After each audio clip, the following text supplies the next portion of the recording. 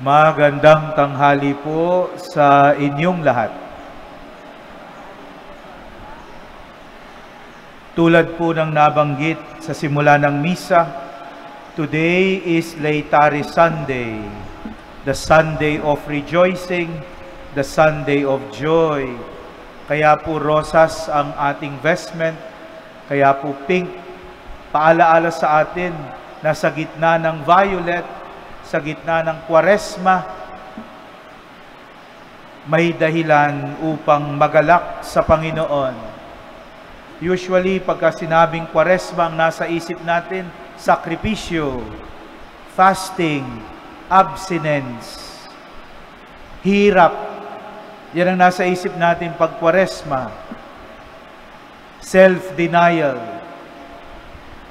And yet, in the middle of Lent, in the middle of sacrifice, in the middle of self-denial, of turning away from sin, the Church reminds us that there is reason for joy. There is reason to celebrate because, as the second reading tells us today, the letter of St. Paul to the Ephesians, sabi ko kanina, God is rich in mercy and great is His love. Napakasagana daw po ng habag ng Diyos at napakadakila ng Kanyang pagmamahal. At dahil dito, isang pangako ang binitiwan ng Diyos sa Kanyang bayan at sa ating lahat na kailanman hindi tayo pababayaan. This is the promise of the Lord, and this is the cause of our joy. The Lord will never abandon us. And this is what we heard from the first reading today. Sa unang pagbasa po, from the second book of Chronicles. In the very first line of the first reading, it tells us the situation of Israel, God's people. They have been living from infidelity to infidelity. Mas malinaw po sa Tagalog. Sabi sa Tagalog, ang bayan ng Israel ay pasama ng pasama.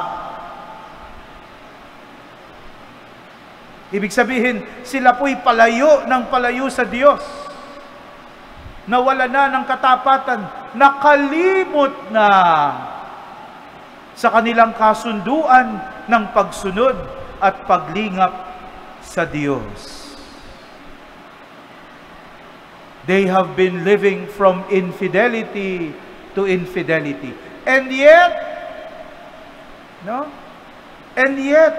even in the midst of Israel's infidelity, God made a way for them to be able to return to Jerusalem. God did not abandon His people. Kahit po sila ay pasama ng pasama, gumawa pa rin ang Diyos ng paraan upang ang Israel ay makabalik sa Jerusalem. At itong ginawa ng Diyos ay hindi inaasahan. Misteryoso. The way that God made for Israel is a surprising way. It's unexpected. It's mysterious. Why? Because the way was made by a king who does not believe in God. Ang naging daan para ang Israel ay bumalik sa Jerusalem ay isang pagano, isang hentil, si Haring Ciro ng Persya.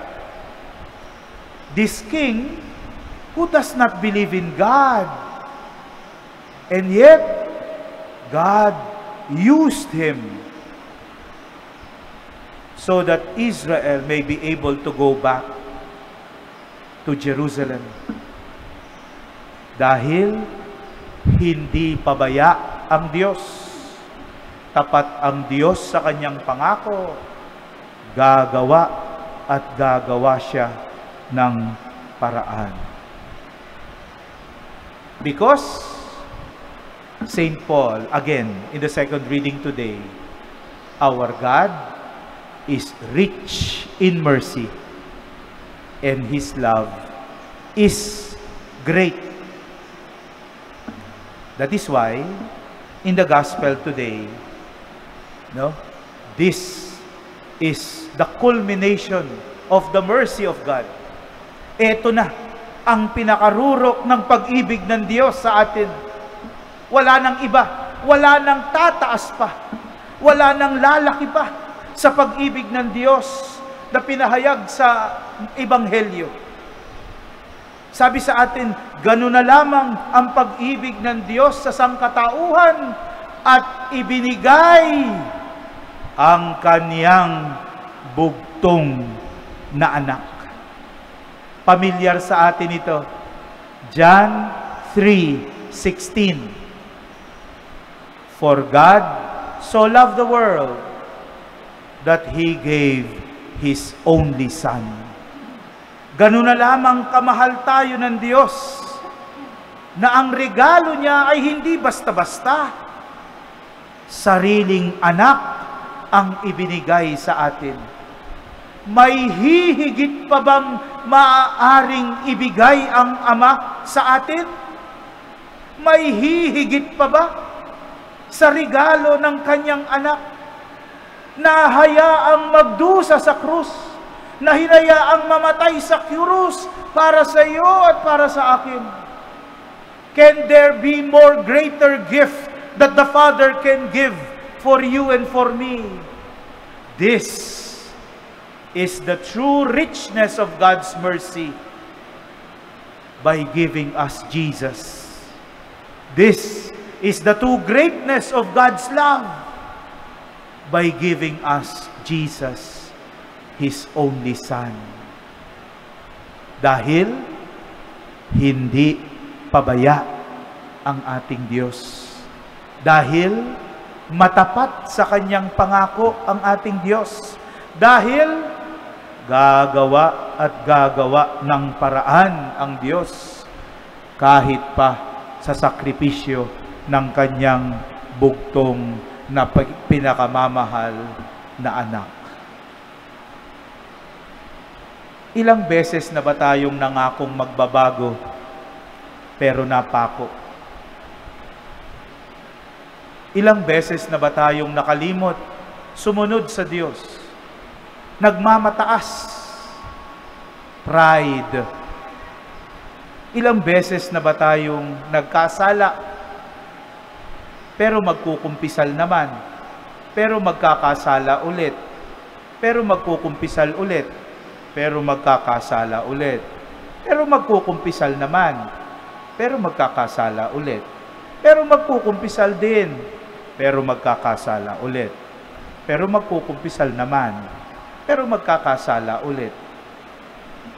Buti na lang, walang kota ang kumpisal. Buti na lang, hindi nagbibilang ang Diyos, hep, hep, hep, 3 ka na lang. Alam niyo kung ano binibilang ng Diyos? Ay kung kailan ka tatayo mula sa pagkadapa. Dahil yun ang mahalaga sa Diyos. Kung ilang beses ka maniniwala muli sa Kanyang pag-ibig at sa Kanyang awa. This is the promise of the Lord, the richness of His mercy and the greatness of His love.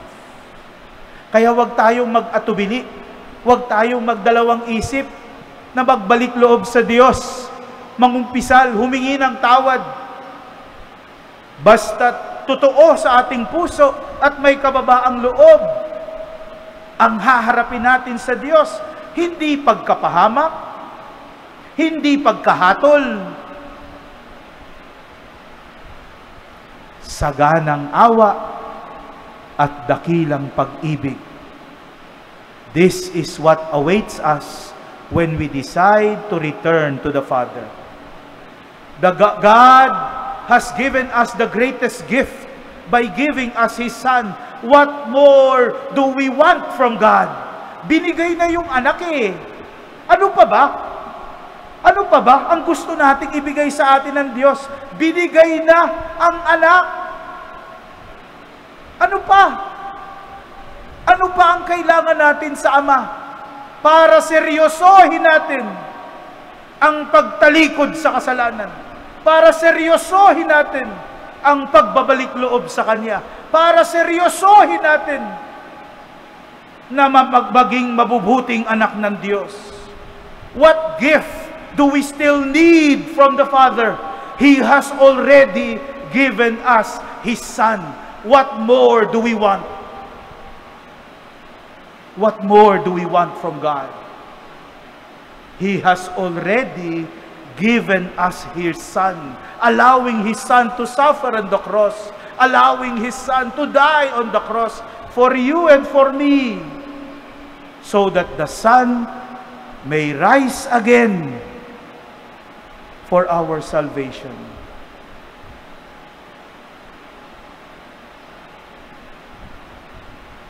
Sagana ang awa ng Diyos. Dakila ang pag-ibig ng Diyos. Si Jesus ang masaganang awa. Si Jesus ang dakilang pag-ibig.